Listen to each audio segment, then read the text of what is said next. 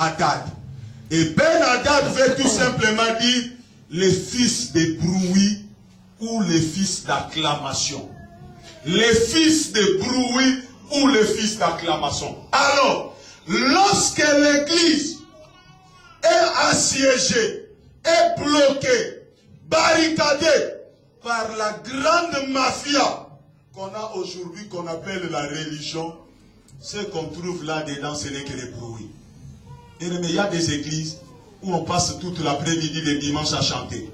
À chanter, à crier, à crier, à crier, à crier, à crier, à danser, à danser. Là, l'église est devenue comme les concerts de mon père.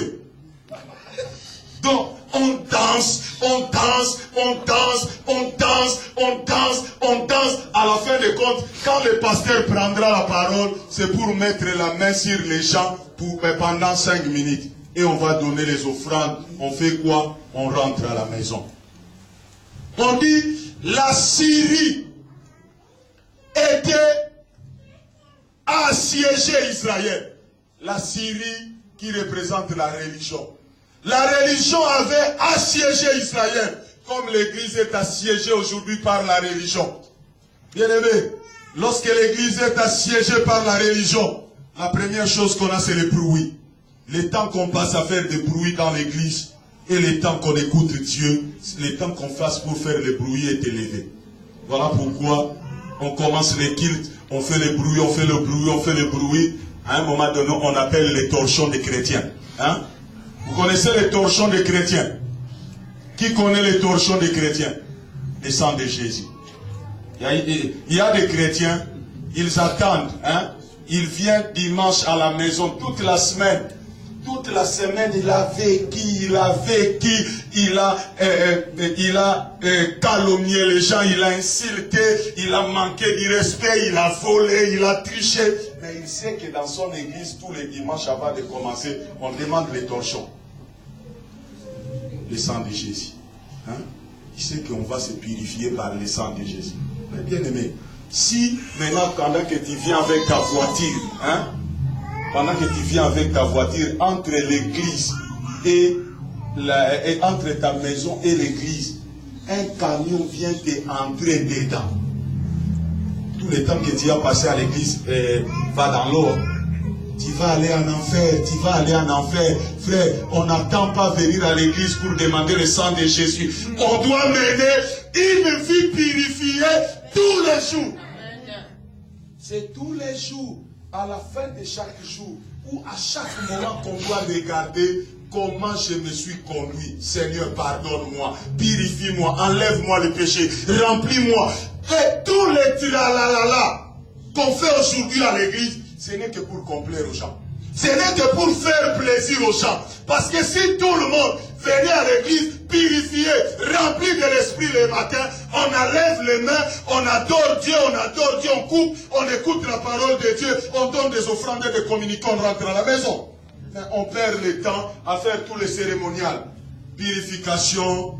Et maintenant, comme on sait que quand on était soi-même à la maison, on n'était pas purifié, on n'avait pas le droit d'attaquer les démons. C'est là où après la purification, on dit maintenant, on va lier les démons. Les démons qu'on a commencé à lier depuis les années, on les lie tous les dimanches. Ils ne sont jamais partis. Ce n'est pas le problème de lier les démons, c'est le problème de position, frère. C'est le problème de position en esprit. C'est le problème de position en esprit, frère. La Bible nous dit, le Seigneur qui est dans nos vies. Hier, j'ai donné un exemple et j'ai dit, si Christ vivait dans ta maison, hein, frère, bienvenue. Si Christ vit chez toi là, tu lui donnes une chambre, frère. Les démons viendront là-bas. Les diables viendront là-bas. La maladie viendra là-bas. Maintenant, mais la Bible dit, toi, tu es le temple du Saint-Esprit. Comment tu as les démons? On doit se poser des bonnes questions. La Bible dit, nous sommes le temple du Saint-Esprit. Le Saint-Esprit est Dieu. La présence de Dieu, c'est l'absence du mal. La présence de Dieu, c'est l'absence de l'ennemi. La présence de Dieu, c'est l'absence des démons. Mais comment Dieu et les démons peuvent cohabiter ensemble dans une même maison? Dieu a la chambre de gauche, Les démons à la chambre de droite. Et le diable lui-même dort au premier. Mais quand même, on doit être sérieux. Paul est arrivé là-bas, il a dit que ces gens-ci, si on commence par la prière de l'intercession, ça ne va pas marcher. Ça ne va pas marcher, frère. La prière de l'intercession, frère, tu as intercédé des années et des années, tu as toujours ton problème. On t'a imposé les mains, il ne manque que des pieds. On doit changer maintenant. On va commencer à imposer les pieds. Hein? On t'a imposé les mains de telle sorte que tu n'as plus beaucoup de cheveux. Parce que l'imposition des mains et l'huile sont passées tellement par là beaucoup que les cheveux sont en train de partir. Tu ne changes pas. Frère, la prière d'intercession. Je ne dis pas que la prière ne marche pas. Tous ceux qui me connaissent savent que je suis un homme qui prie. Frère, j'aime la prière, frère. J'aime la prière parce que je crois à une bonne plateforme quand je prie. Je sais que quand je prie pas, pour à la fin je dis, Seigneur, regarde quelqu'un qui prie, un ignorant qui dit à la fin, Seigneur, et tout ce qu'on a demandé, et tout ce qu'on n'a pas demandé, toi-même tu sais faire seulement.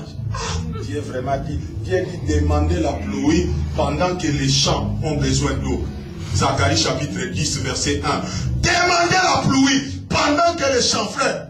Beaucoup de chrétiens prient comme quelqu'un qui va chez McDonald's. Hein?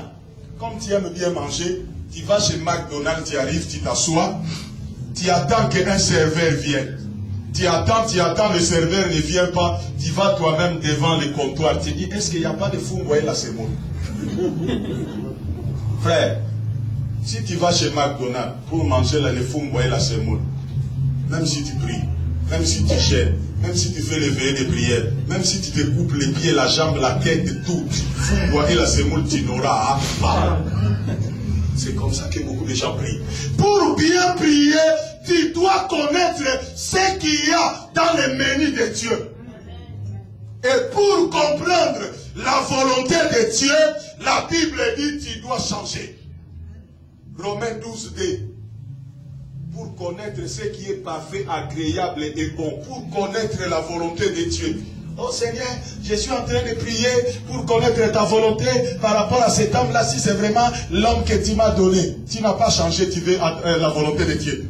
Tu feras que ta volonté, parce que ne pas changer te pousse à faire ta propre volonté.